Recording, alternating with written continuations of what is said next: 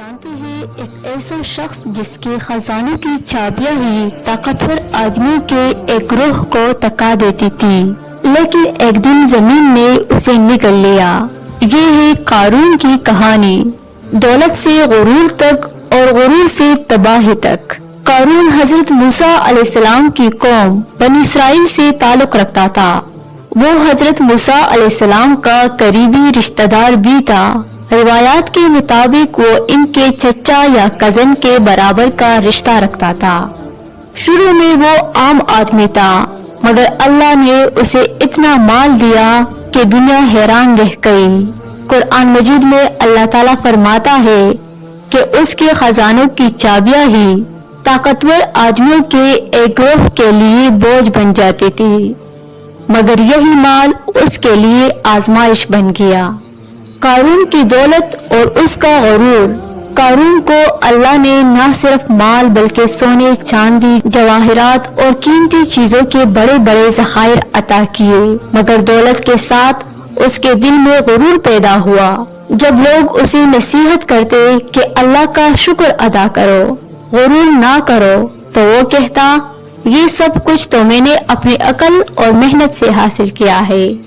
یہ جملہ ہی اس کے زوال کی شروعات تھا، کیونکہ اللہ کے نزدیک سب سے بڑا گناہ یہ ہے کہ بندہ اپنی کامیابی کو اللہ کی عطا کی بجائے اپنی طاقت سمجھے۔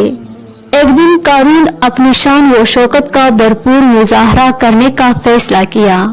وہ اپنے قیمتی لباس، سونے سے جڑے ہار، ہیرے جواہرات سے مزین گھوڑوں اور اونٹوں کے ساتھ اپنی قوم کے سامنے نکلا۔ جو لوگ دنیا کے دلدادہ تھے وہ اس کی شان دیکھ کر کہنے لگے کاش ہمیں بھی قارون جیسی دولت ملتی، مگر اہل ایمان نے کہا افسوس تم پر، جو ایمان لاتے ہیں ان کے لیے اللہ کا اجر اس سے کہیں بہتر ہے۔ جب قارون کا غرور حد سے بڑھ گیا تو اللہ نے اپنا فیصلہ نافذ کیا۔ ایک دن اچانک زمین ہلنے لگی، لوگ حیران و پریشان ہو گئے کہ یہ کیا ہو رہا ہے۔ پھر سب نے دیکھا کہ قارون اور اس کا محل زمین میں دھنسنے لگا۔ وہ مدد کے لیے چیخا، لوگوں سے فریاد کی، مگر کسی نے بھی ہاتھ نہ بڑھایا۔ زمین نے اسے اس کے خزانوں سمیت نگل لیا۔ نہ دولت بچی، نہ محل، نہ غرور۔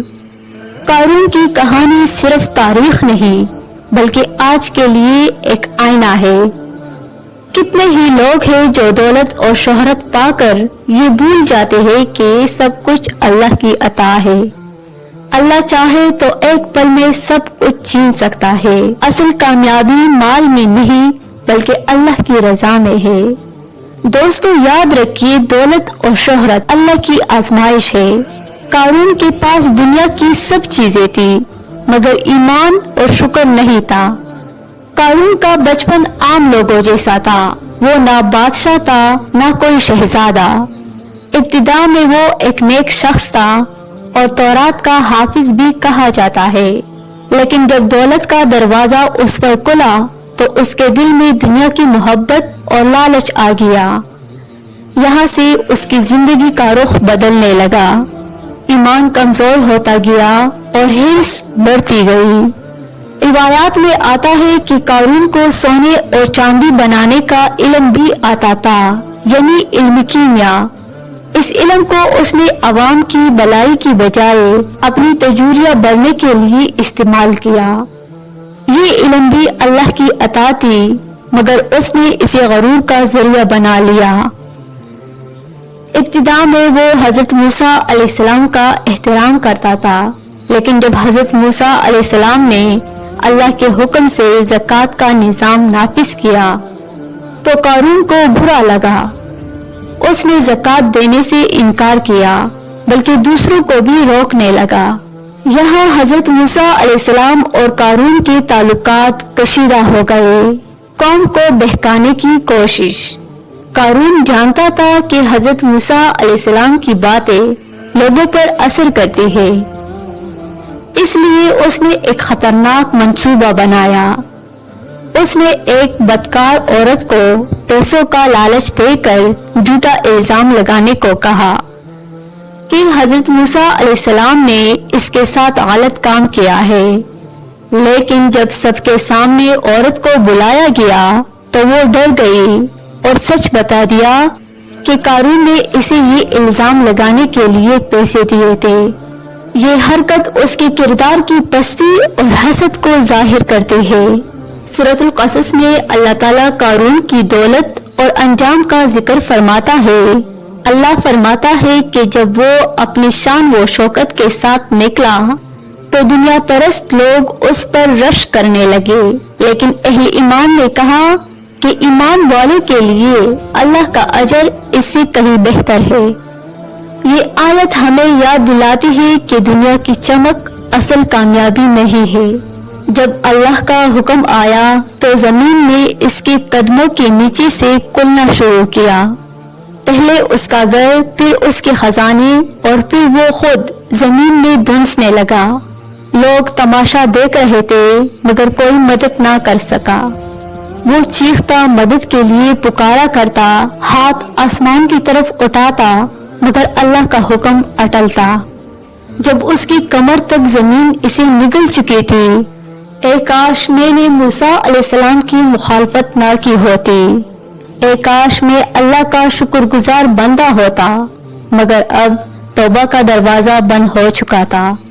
زمین اسے آہستہ آہستہ کھینچتی گئی، یہاں تک کہ وہ مکمل طور پر زمین کے اندر دفن ہو گیا۔ نہ کفن ملا، نہ قبر کا نشان۔